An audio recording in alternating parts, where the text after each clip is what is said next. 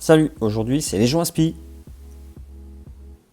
Allez, on commence par faire les repères de tubes de fourche. Ensuite, on repère tous nos réglages. Pour le mieux, on resserre à fond, on a compté le nombre de crans et ensuite on les note et on les reportera au remontage à la fin des travaux. Voilà, maintenant, évidemment, on va poser nos outils sur toutes ces pièces anodisées. On va les protéger pour utiliser nos clés. On desserre les étriers, on les dépose et surtout ce qui est très important, une fois que vous avez déposé les étriers, on va les accrocher. On va pas les laisser pendre sur les flexibles, voilà, bien accrochés sur des crochets, ça fait propre, comme ça on n'abîme rien. Ensuite on dépose la roue avant. Voilà, petite astuce pour retenir l'écrou.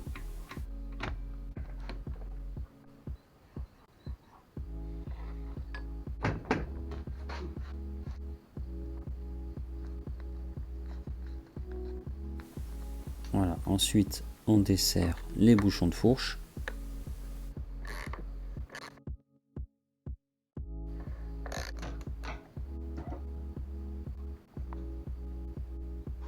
Voilà, là on peut constater que le piston est libre, donc on va le relever et après avec un petit outil maison qu'on va se fixer avec des sangles, on va pouvoir compresser le ressort et retirer le bouchon.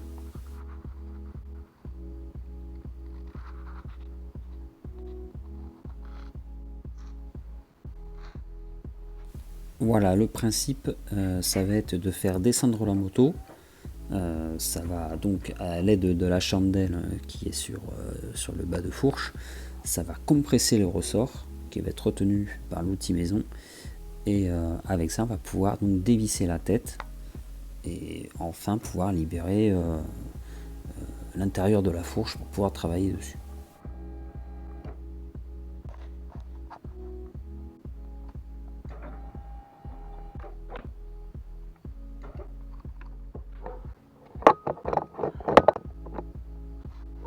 Voilà, donc là on va dévisser la tête de fourche, on était déjà dévissé un petit peu avant. Sur ce filetage là, il faut qu'il y ait 13 mm. Au remontage, vous ferez bien attention d'avoir bien 13 mm. C'est important. Voilà.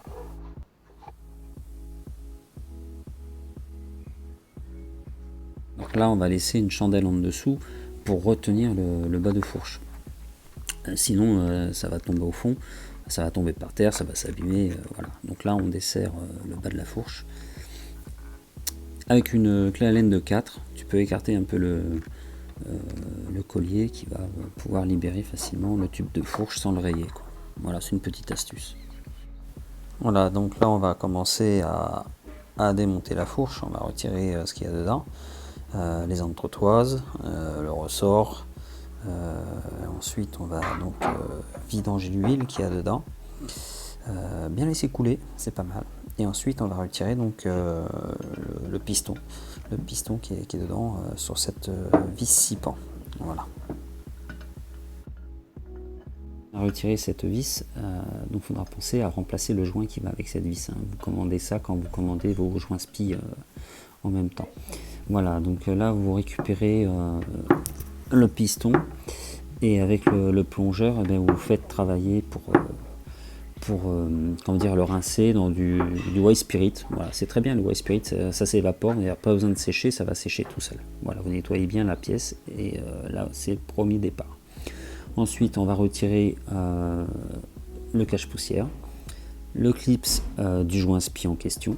Donc ça saute facilement, hein, faites attention, ça peut aller très vite. Le tout c'est de ne pas le perdre. Regardez l'action, hop, ça saute comme c'est pas permis. Alors maintenant concernant le joint spi, alors pour le démontage vous faites ce que vous voulez, mais après il y a des risques en faisant cette méthode là. Moi j'aime pas trop. Personnellement, je préfère prendre une vis, la visser dans le joint spi avec la visseuse, et après ça se mesure, à chacun son expérience. Voilà, donc avec précaution, vous faites ça. Ensuite vous pouvez faire pivot avec une pince et en fait ça sort vraiment tout seul sans forcer.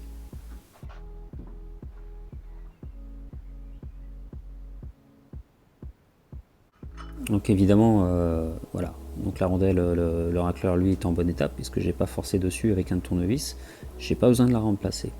On nettoie bien le tout, il faut que ce soit propre, toujours très très propre.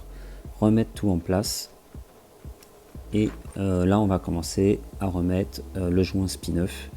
Alors en fait, celle qui sera la partie qui sera en bas au niveau du racleur, ça va être la partie la plus plate du joint SPI. Voilà. On va se retrouver avec donc les lèvres du joint SPI vers le haut. On récupère l'ancien joint SPI, on va l'utiliser en fait pour comme cale, voilà, comme cale pour pouvoir enfoncer le nouveau joint SPI.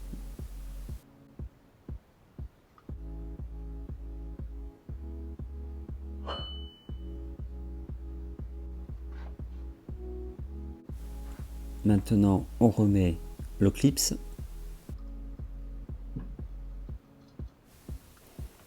Ensuite, on met le joint cache-poussière.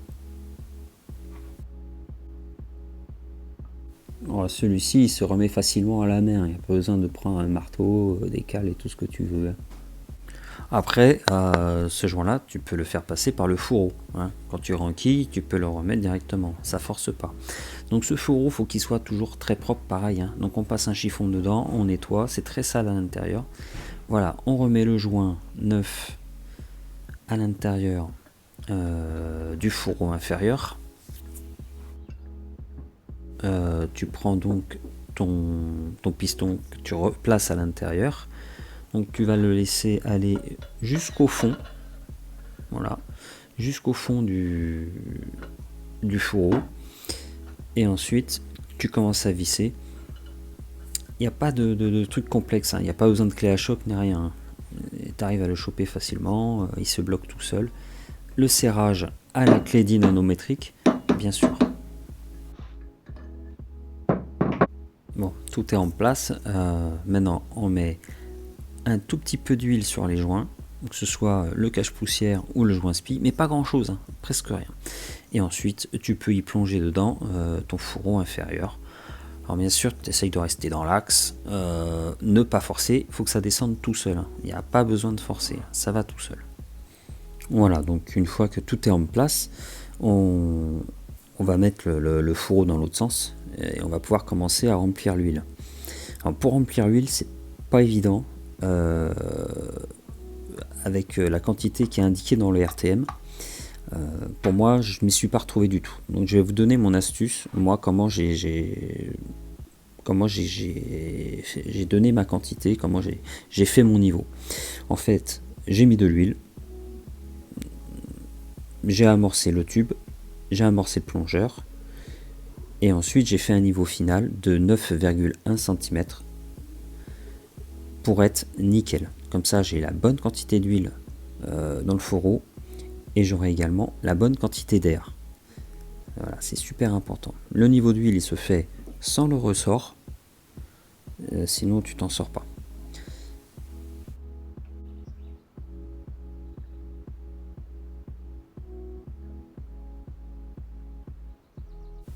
Voilà, on mesure notre niveau qui doit être à 9,1. Ensuite, on remet le tube de fourche sur la moto. Bien sûr, il faut maintenir le fourreau inférieur, sinon ça va tomber et ça va mettre de l'huile partout. On remet le ressort. Alors les spirales les plus étroites, il faut les mettre vers le haut. Hein, puisque c'est là où ensuite tu as l'entretoise qui va venir dessus. De toute façon, dans l'autre sens, il ne monte pas. Voilà, donc ensuite tu remets ton outil magique maison, tu ficelles bien ça comme il faut. Tu remontes la moto, ce qui va faire descendre ta tête de fourche. Et là, tu la revisses à l'intérieur et c'est parfait.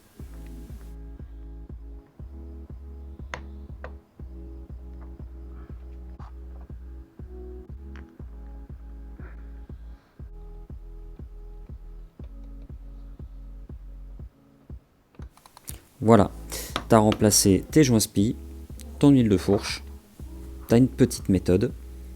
Allez, gaz les gars.